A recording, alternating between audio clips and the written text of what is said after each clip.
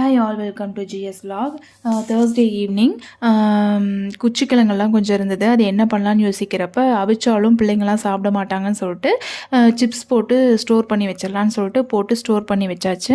அதுக்கப்புறம் தம்பியும் பாப்பாவும் டியூஷன் கிளம்புனாங்க.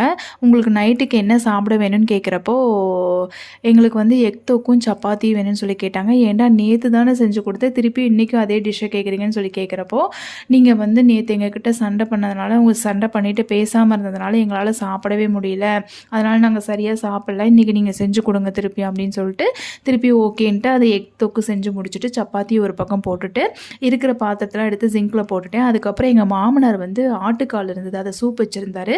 அந்த காலை எடுத்து குழம்பு வச்சு தர சொன்னாருன்னு சொல்லிட்டு அதையும் குழம்பு வச்சுட்டு அதுக்கப்புறம் தம்பி பாப்பாவும் வந்ததுக்கப்புறம் அவங்களுக்கு எல்லாம் சப்பாத்தி போட்டு கொடுத்து சாப்பிட வச்சு இன்றைக்கி டே இப்படி தான் போச்சு. இந்த வீடியோ உங்களுக்கு பிடிச்சிருந்தா லைக் பண்ணுங்கள், ஷேர் பண்ணுங்கள், மறக்காமல் சப்ஸ்கிரைப் பண்ணுங்கள். நெக்ஸ்ட்